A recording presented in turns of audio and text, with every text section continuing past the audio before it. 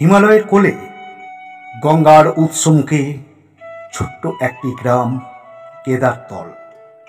গ্রামটা এতটাই নির্জন যে সূর্যাস্তের পর ঝিঁঝি পোকার ডাকই একমাত্র শব্দ। কিন্তু সেই নীরবতার মাঝেও যেন ভাসত এক অদ্ভুত গন্ধ, চন্দন আর ধূপের মিশ্রণ, যা কেউ কখনো কোথা থেকে আসছে তা বলতেই পারত না। একদিন এরকম এক সন্ধ্যায় গ্রামের প্রান্তে দেখা গেল এক অপরিচিত সন্ন্যাসীকে। চোখে যেন পাহাড়ের নীল ধোঁয়া, মুখে এক অচেনা প্রশান্তি। সূর্য যখন শেষবারের মতো ওই পাহাড় ছুঁবে, তখনই তোমরা সত্যটা দেখবে। গ্রামের বৃদ্ধ পূজারী ভগবান দত্ত সেদিন সন্ধ্যায় মন্দিরে প্রদীপ জ্বালাচ্ছিলেন। সন্ন্যাসী এসে তাঁর সামনে এসে বসে পড়লেন।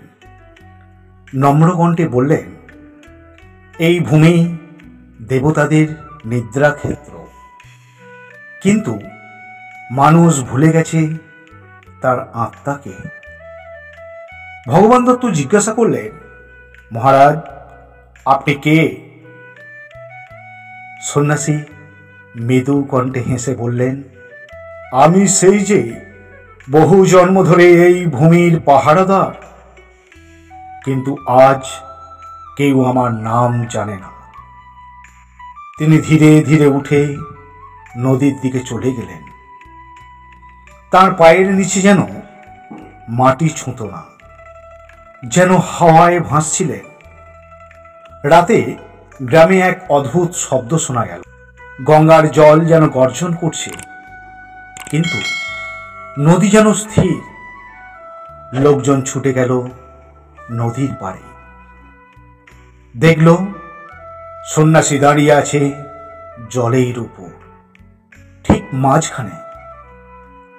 হাতে এক দ্বীপ জ্বলছে, যা শিখা বাতাসেও নিভছে না। তিনি বললেন, মানুষ শুধু দেখে আলো, কিন্তু বোঝে না অন্ধকারই তার জন্মদাতা। যদি সত্য জানতে চাও, তবে আগামীকাল সূর্যাস্তের আগে কেদারতলের পুরানো বটগাছের নিচে এসো। তারপর এক ঝলক আলো, আর তিনি অন্তর্ধান। পরের দিন গ্রামের প্রায় সবাই সেই পুরানো বটগাছের নিচে জড়ো হলো। বৃদ্ধ থেকে শিশু সবাই অপেক্ষা করছে। সূর্য ধীরে ধীরে পশ্চিম আকাশে অস্তগামী হচ্ছে। ঠিক তখনই দেখা গেল বাতাস থেমে গেছে, গাছের পাতাগুলো সব স্থির। পাখিরা আর চেঁচামেচিও করছে না, কোথাও একটিও শব্দও নেই। একটা সাদা কুয়াশা মেঘ এসে ঘিরে ফেললো চারিদিকে তাদের। সেই মেঘের ভিতর থেকে ভেসে এলো সন্ন্যাসীর কণ্ঠ, যদি আত্মা চাও তবে ভয় ত্যাগ করো, যদি মুক্তি চাও তবে মায়াকে চিনে নাও।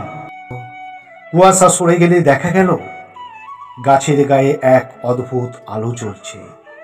আলোর ভিতর একটি প্রতিমূর্তি, সেই সন্ন্যাসী যিনি ধীরে ধীরে গলে যাচ্ছেন আলোর স্রোতে। যেদিন থেকে সেই ঘটনা ঘটল, গ্রামের সবাই যেন বদলে গেল। লোকেরা হঠাৎ করে দান ধ্যান প্রভৃতিতে মন দিলেন। কেউ কেউ বললেন, রাতে তারা বটগাছের পাশে সেই দীপ্ত আকার দেখতে পায়। ভগবান দত্ত আবারও গিয়ে দেখলেন গাছের গোড়ায় এখন এক শিলালিপি ফুটে উঠেছে। ওম তৎসৎ, ওম তৎসৎ। আমি আছি যতক্ষণ তুমি আমাকে মনে রাখবে। আজও পর্যটকরা যখন কেদারতলে যান, রাতের নীরবতায় হালকা চন্দনের গন্ধ ভেসে আসে। লোকেরা বলে এটাই সেই অদ্ভুত অদৃশ্য সাধুর উপস্থিতি। কিন্তু প্রশ্ন রয়েই যায়, সেই সাধু কি সত্যি ছিলেন, নাকি তিনি ছিলেন আমাদের ভিতরে সেই হারানো আত্মার প্রতিবিম্ব?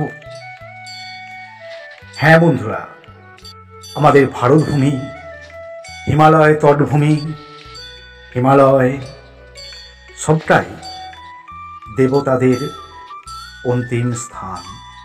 কারণ ভারতভূমি যে দেবভূমি, আর এই দেবভূমিতেই হাজার হাজার মিরাকেল অর্থাৎ রহস্য আমাদের সামনে ঘোরাফেরা করে। কখনো সেটা আমাদের মনের প্রতিবিম্ব স্বরূপ উঠে আসে, আবার কখনো আমাদেরকে চিনিয়ে দেওয়ার জন্য প্রকাশ ঘটে মহাত্মা।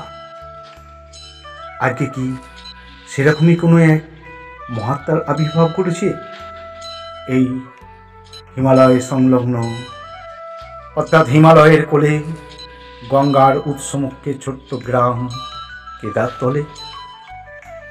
কি বলবেন আপনি বন্ধুরা? শেষ সূর্যাস্তের আগে কে ছিল সেই অদৃশ্য সাধু নামক আজকের এই বিশেষ রহস্যময় উপস্থাপনটি এখানেই বিরাম দিচ্ছি। আপনিও পারলে একবার হিমালয়ে যান, নিজের আত্মিক সত্তাকে উপলব্ধি করতে পারবেন।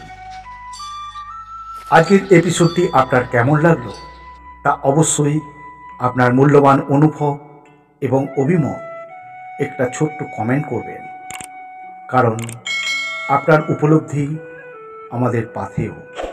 ভিডিওটিকে একটি লাইক দেবেন, পরিচিতদের মধ্যে অসংখ্যবার শেয়ার করে দেন।